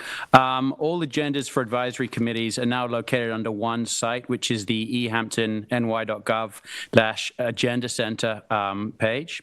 Cybersecurity, over the last... Touch on that. Yes, topic. of course, yeah. So the refresh was done last week, but it's not perfect. We're finding things that we need to tweak as we go along. So if folks, if you hear from community members or you yourselves are navigating it and you're like, wait a minute, this is taking me 3 clicks where it used to take me 1, how can we, better navigate it? Or if things, labels and need to be changed on there, we can certainly do that. So Nancy and Heath are standing by for any kind of changes, tweaks we need to make. And just in relation to that, IT is always an ongoing thing. It's not static in that sense. Cybersecurity continues to be one of our biggest challenges. Just talking with IT over the last 2 weeks, we've seen over 1,000 server notifications of potential breaches. So, a reminder to both town employees and individuals, ensure you're staying up to date with cybersecurity training, and any updates that may be required. Human Services, we received 2 responses to the RFP for the Montauk Child Care Center, which we'll be reviewing with committee starting this Friday. The Senior Center, new activities. We have beginner Mahjong every Thursday, 1 p.m., intermediate advanced Mahjong every Monday, 1 p.m., music every Wednesday, 1 p.m. to 2 p.m., and film club Wednesdays, 10 a.m. to 12 p.m., 2 times a month. In this department, again, employee recognition, I just want to call out the incredible work of Isaac Lopez, maintenance mechanic 3, and Thomas Malloy, maintenance mechanic, commended for the work they're doing around the center. Sanitation, new permits, for those of you who don't know, they are available from the clerk's office currently. The Montauk Recycling Center and the Montauk School will be collaborating to redo the artwork at the Montauk Recycling Center this year. It's a fun project. The other artwork's been there for almost 15 years, and it's lovely. We will also be working with sanitation on signage pertaining to fees, procedures at the locations. On a less savory note, we've had recent reports of sanitation workers at these recycling centers being verbally abused when instructing residents on what the fees are and what should go in what container. It's not a behavior we tolerate as a community, so I ask for that to end. ADU implementation, we'll be announcing the committee for that this month. Peconic Estuary, we had a water advisory meeting last week, and interesting to announce that we're going to have new GIS layers available coming to our town capabilities to show the extent of eelgrass and water temperatures, which I think will be very helpful. Brooks Park Restoration, the committee is currently reviewing the town's draft licensing agreement and working on development of a corresponding business plan. We are meeting this evening at 5:30 p.m. East End Fire Commissioners, we have a meeting this evening at the Montauk Fire Department, 7 p.m. Special events and film, we reviewed over 26 permits last month. Many thanks to Chelsea Walker and Anne-Marie Lebrecht in proactively reaching out to event organizers to manage the workflow for this year. It's been a good success. Disability Advisory Board, we have a new web page on the town's website called ADA Accessible Park and Beach Amenities. The link is easthamptonny.gov, 1908 ADA Accessible Park. Much easier to search. If you do a Google search under East Hampton Town ADA, it will bring you a link to that page. East Hampton Youth Task Force, we have a meeting Thursday, March 21st at 11 a.m. The Arts Council Committee, the Community Networking Night is provisionally scheduled for April 25th this year. Additionally, March Madness panels will be taking place at the East Hampton High School. It's a program supported by the East Hampton Arts Council and East Hampton Town. Judging the contest will be March 7th, 4 to 5 p.m. The next Arts Council meeting is March 25th at 5:30 p.m. And the Business Committee will be finalized and announced next week. Thanks, Tom. The Montauk CAC met last night. There was over 30 individuals that actually turned out, about 22 members and about almost 10 guests. So I thank the residents of Montauk for showing out on March. Where we're at right now. It was great to see. A lot of discussion was had, went over preparing everyone, acknowledging everyone that the public hearing for the draft DGIS for the East Hampton Town Airport is upcoming. The committee actually approved a motion, only with one dissent, that the town should not close the East Hampton Airport. It's very similar to other motions that they made in the past. I want to let everyone know that we are getting closer to summer. The junior lifeguarding evaluations start this Sunday at the YMCA. Please visit the town's recreational web page for waivers and information about the junior lifeguarding evaluations and the junior lifeguarding program.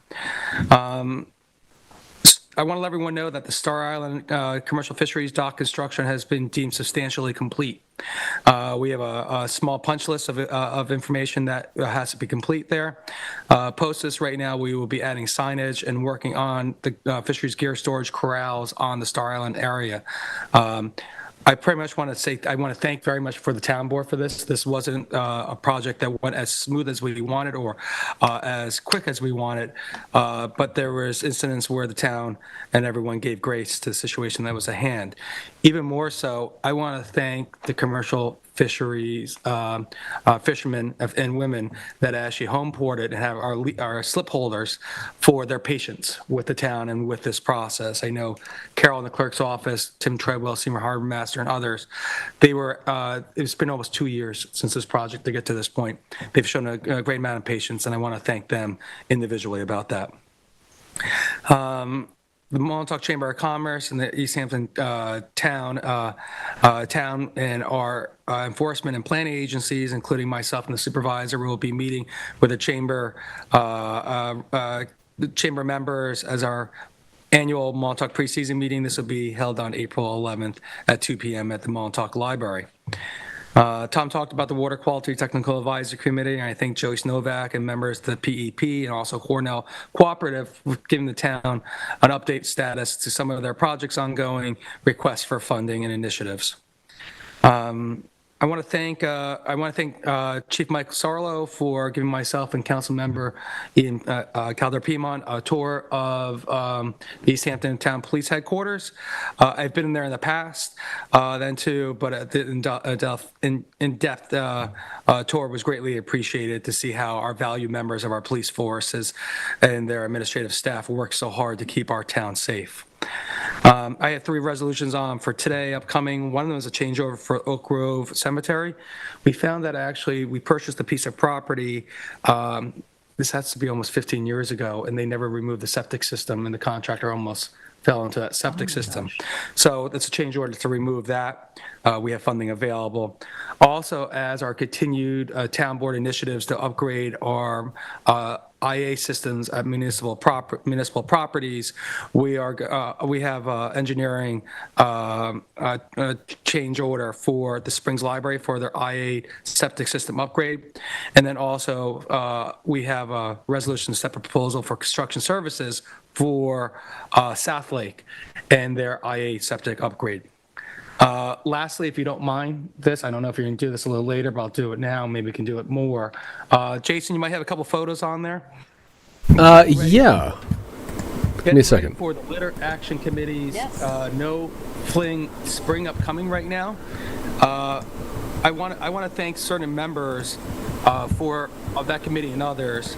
If Jason, if you could put those up. Pardon me, I'm just trying to find exactly who's. I had a few emails today. I'm just trying to find out exactly who sent it to me.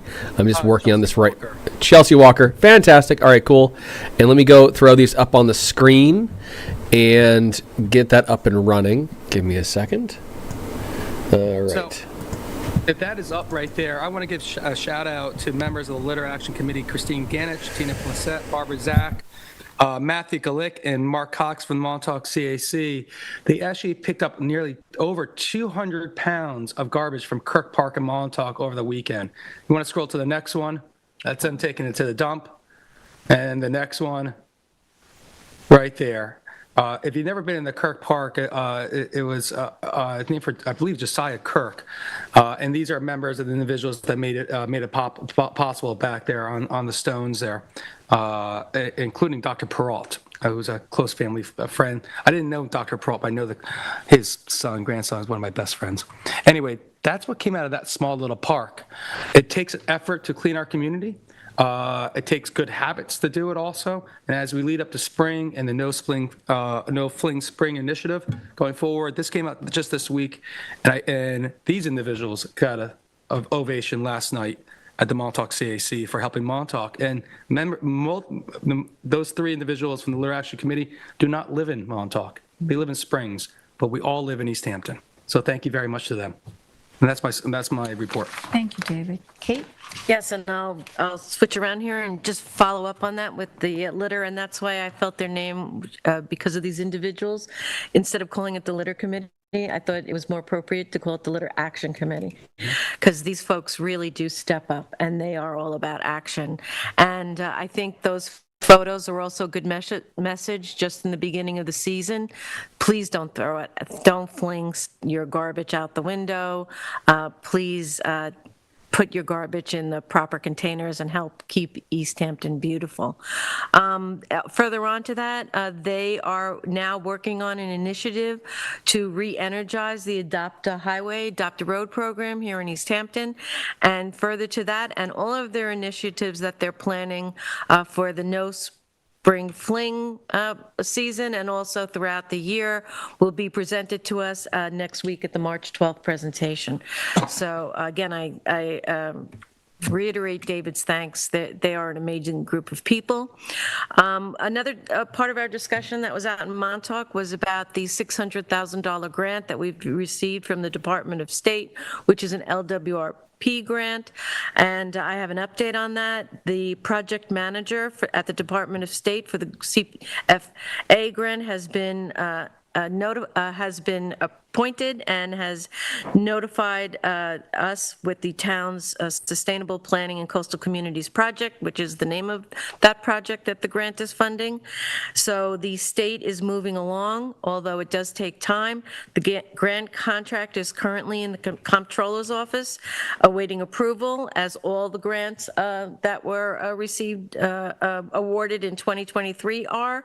And also our project manager at the state is currently putting together a work plan based on our application. So I should have further movement on that and updates upcoming in the near future. The Wayne-Scott Citizens Advisory Committee met on Saturday morning, as they do. This month was a Zoom meeting. If you're interested in attending those meetings, they are either on Zoom or they're on in person at the chapel down in Wayne-Scott, and you can reach out to all things Wayne-Scott at Gmail for information on attending the meetings. The Orsted funding, as Orsted has announced that they are in the stages of completing construction on the 12th and final turbine out in 35 miles off the coast of Montauk, and with that, that'll be bringing the project closer to being commercially online, which will trigger our community funding first check for the community funding. Where we got funding for granting the easement, and also the dedicated $5 million that's for Wayne-Scott's Hamlet specifically. That'll be in two payments, $2.5 million this year when it comes online, and then next year another $2.5 million. And I've asked the CAC to just start putting together a list of potential projects, as we will now make a decision on how we will approve funding for projects with that money. Of great concern also to the Wayne-Scott folks was the airport DGEIS, and there was a robust discussion with a slide presentation by Carolyn Logan Gluck and a preamble by Barry Raybeck, and folks are very engaged and interested in participating, and I just went over the dates for participation in the public hearing upcoming. Of great concern to the folks in Wayne-Scott is the dead tree hazard that's been created by the southern pine beetle infestation. I know we've had folks that had near misses on 114, which is also goes through Wayne-Scott, but also folks, members of the committee and guests, a particular homeowner relayed that going down their shared driveway, a tree came down and narrowly missed their car.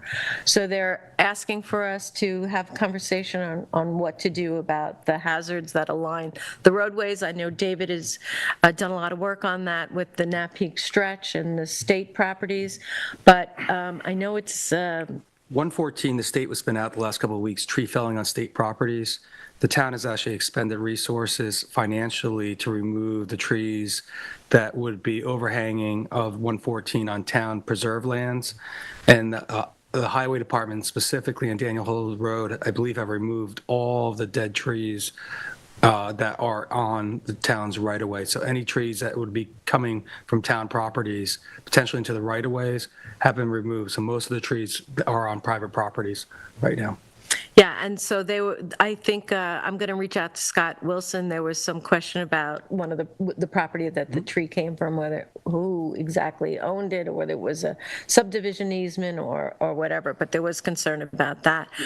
So I'm so sorry to cut you off on No, that, no, because go I ahead. have these It's my question. conversations almost daily.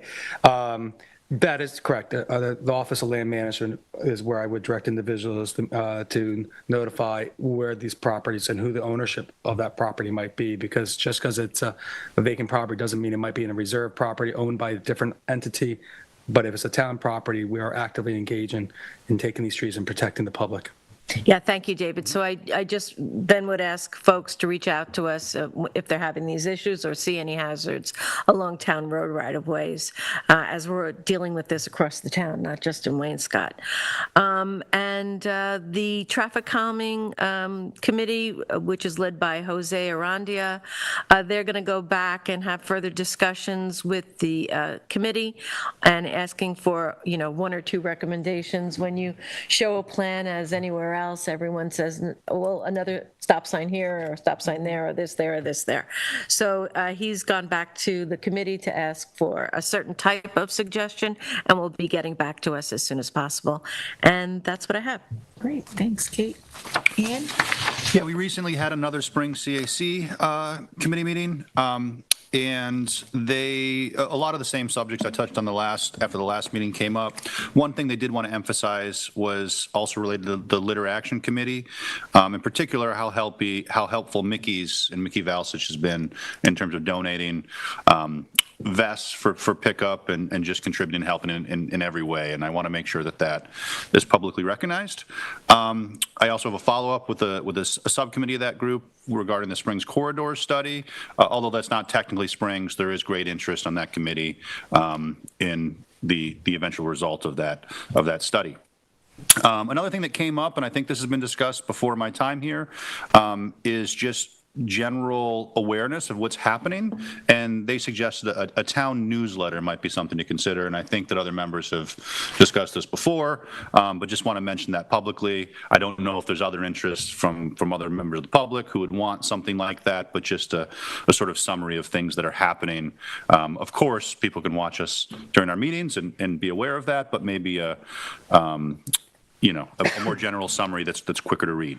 Other projects in Springs, Pussy's Pond Culvert. There's a bridge there by Ashwag Hall and the Springs General Store that's in pretty rough shape. I can take zero credit for this, but I think work that Kate has done, Dave and others, to help see that through. We have engineering plans, and that is basically ready to go out to bid in the near future. The bridge is not going to be replaced in whole, but it's going to be sort of firmed up in the places that are coming apart. The culvert itself underneath, right in the center of the bridge, is in pretty rough shape, and that'll be replaced.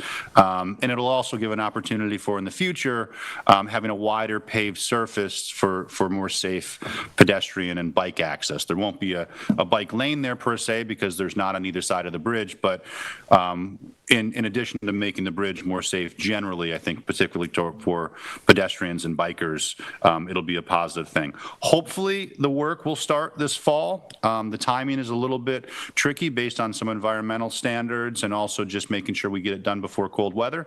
So hopefully it'll go out to bid this spring, and work can start as early as this fall.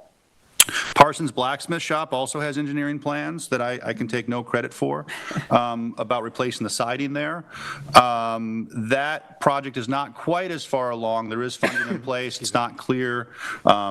Once it goes out to bid, we'll know more about whether the funding will cover that whole project. But I think the Springs community will be very happy to know that there's active work going on to replace the siding of Parsons Blacksmith Shop. Springs Library is another building right in the area that had substantial work done last year on the roof. There is not a lot of money in the budget this year, but a couple of problems that stood out to me on a site visit was one of the entrances was a little bit unstable, and there's also a Bilco door that's slightly leaky or not watertight.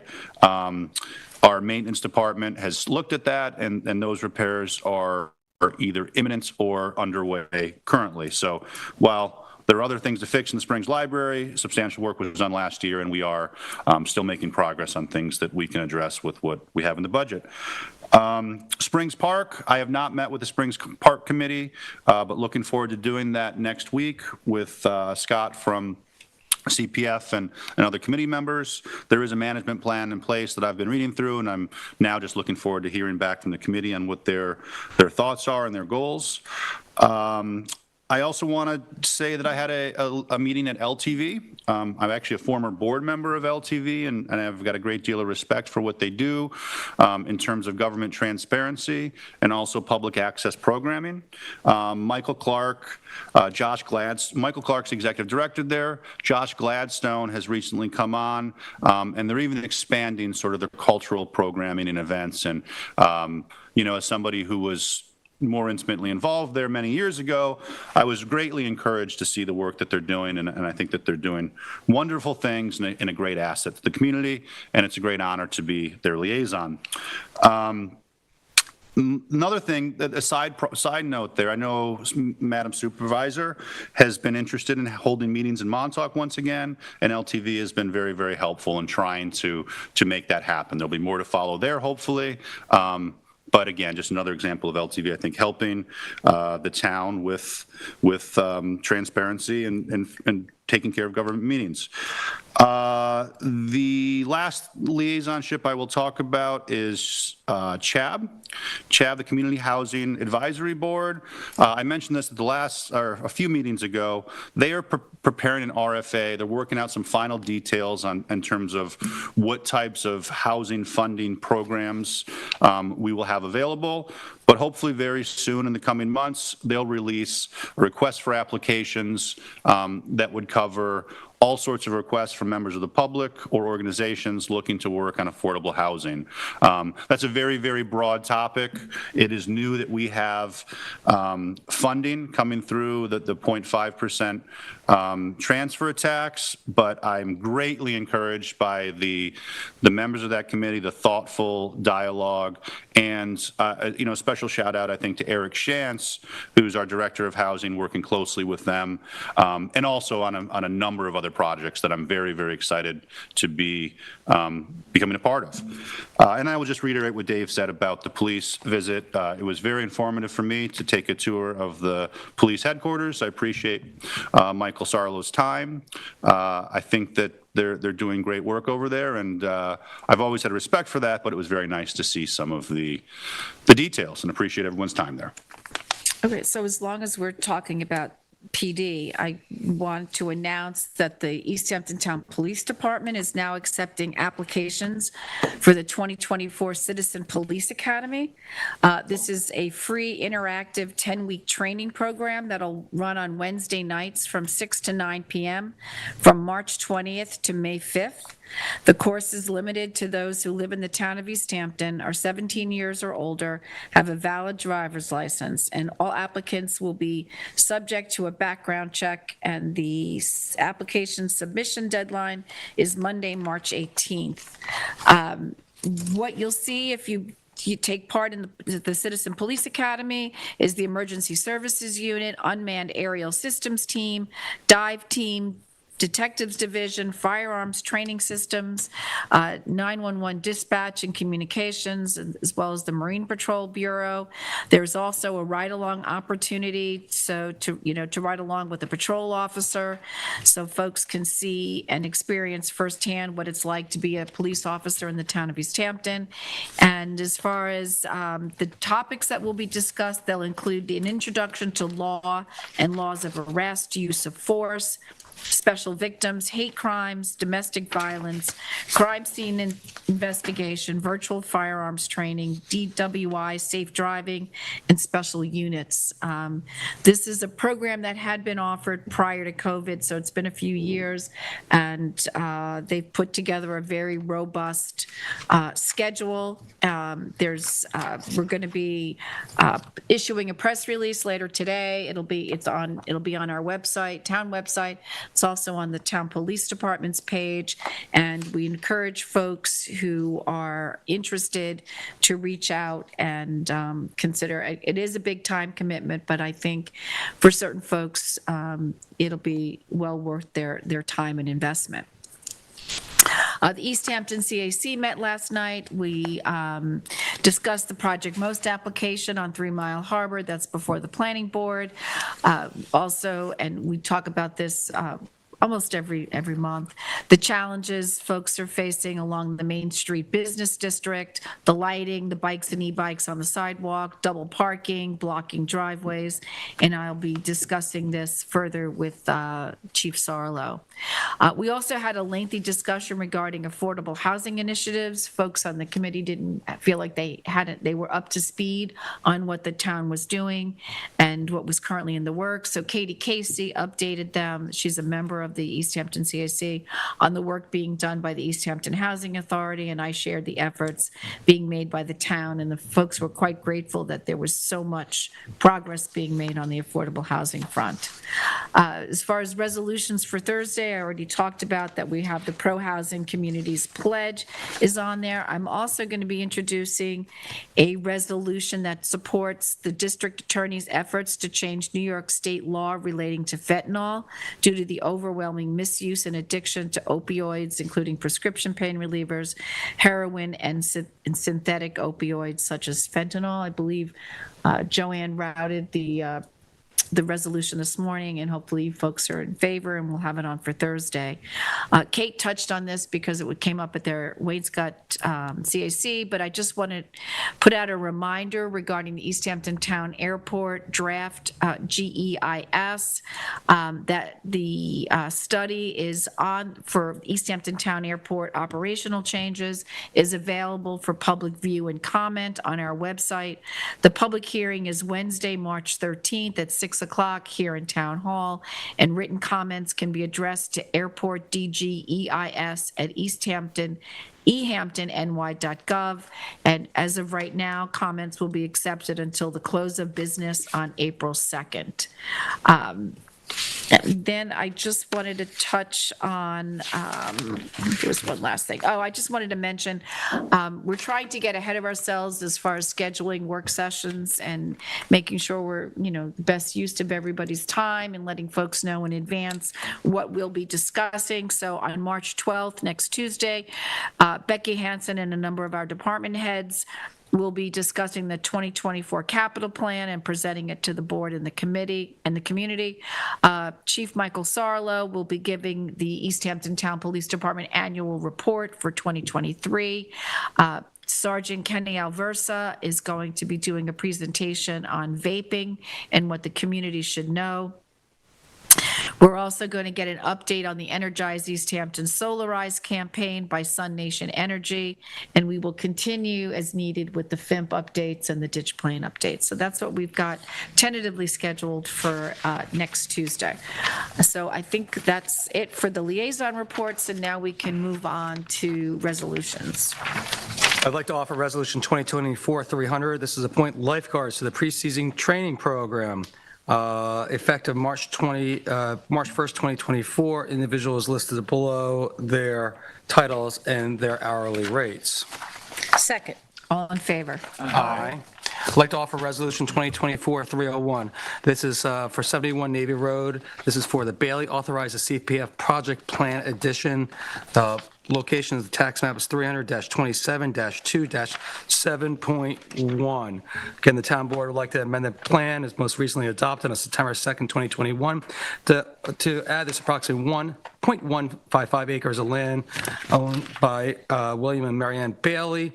This parcel is part of the Coastal Assessment Resiliency Plan, CARP. While the parcel is at low risk to coastal erosion, is high risk of flooding.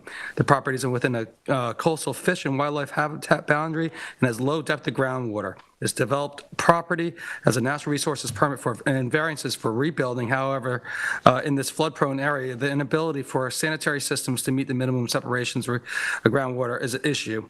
For these reasons, this parcel meets the criteria set forth in Town Law 64E-E4 that establishes the help defined as the preservation of community character. Second. All in favor? Discussion, real quickly? Just this came up in public comment, I think, this time and also last meeting. Dave just read all of the reasons why this is an appropriate purchase. I know that's the next resolution, but since we're talking about it, it makes sense to do it before we bring it into the plan. I did look into this after the last meeting, and as David said, this is a buildable lot. It's vulnerable. So I just want people to know that there is thought going into these things. And that comment was heard and I think is addressed. So I have a second. Second. Aye. All in favor? Aye. Aye. I'd like to offer Resolution 2024-302. This is for authorize CPF acquisition for 71 Navy Road. Bailey authorizes CPF acquisition.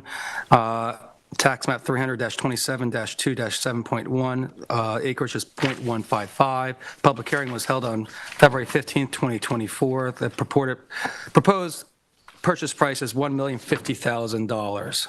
Second. And discussion, please.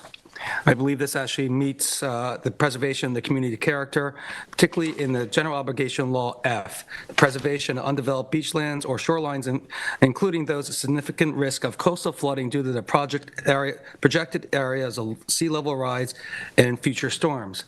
Anyone that has good history of the town of East Hampton and the hamlet of Montauk knows the hamlet of Montauk first started in this location on Navy Road, and they moved because it was flooded over.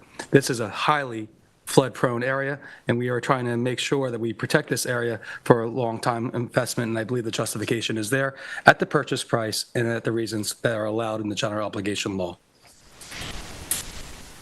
That's all I have. Is there a second? Second. All in favor? Aye. I'd like to offer Resolution 2024-303. This is accept a donation of a memorial bench, a gift to Jamie Sobolewski, who would like to donate a memorial bench as a gift to the town of East Hampton in memory of her father, Herbert Sobolewski, to be placed at the end of Hands Creek Road. Second. All in favor? Aye. And I have Resolution 2024-304, and this is approval of various special events in March. And this is for approvals for Amagansett Chamber of Commerce, Am-O-Gansett Parade. And this is from Amagansett Library to a store known as Mason IT Group and back, Saturday, March 23rd, 2024, from noon to 12:10 p.m. The next one is Friends of Erin, Montauk St. Patrick's Day Parade, Edgemere Road to Montauk Highway to Kirk Park. And this is Sunday, 3/24/2024. That's a typo. It should be amended to say 3/24/2024, and this is from noon to 3 p.m., rain or shine. The next is for the Montauk Chamber of Commerce, St. Patrick's Day Soup Sale. This is the Chamber of Commerce parking lot from Sunday, 3/24/24 at 9 a.m. to 3 p.m. The setup will be at 8 p.m. and the takedown will be at 4 p.m. The next special event is at the Montauk Chamber of Commerce, their 8th annual Extravaganza, Easter egg hunt at the Montauk Village Green, 472 Montauk Highway, Montauk, Saturday, March 30th, 2024, from 11 a.m. to 3 p.m. The setup is at 8 a.m. The takedown is 5 p.m. There is no rain date. Next is the East End Farmers Market LLC, which is known as the East Hampton Farmers Market. It is at Calvary Baptist Church, 60 Spinner Lane, East Hampton, on Fridays only. This runs through 5/17/24 through 9/07/24 from 9 a.m. to 1 p.m. Next up is the Montauk Artist Alliance. Association will be on the Montauk Village Green, 742 Montauk Highway, from Friday 6/28/24 to Sunday 6/30/24 from noon to 6 p.m.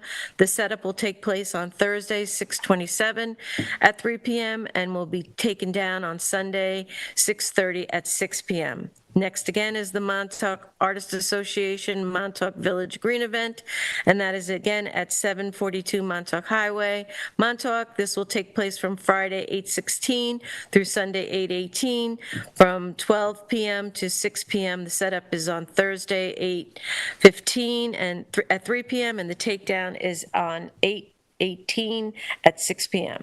Next is the Clamshell Foundation.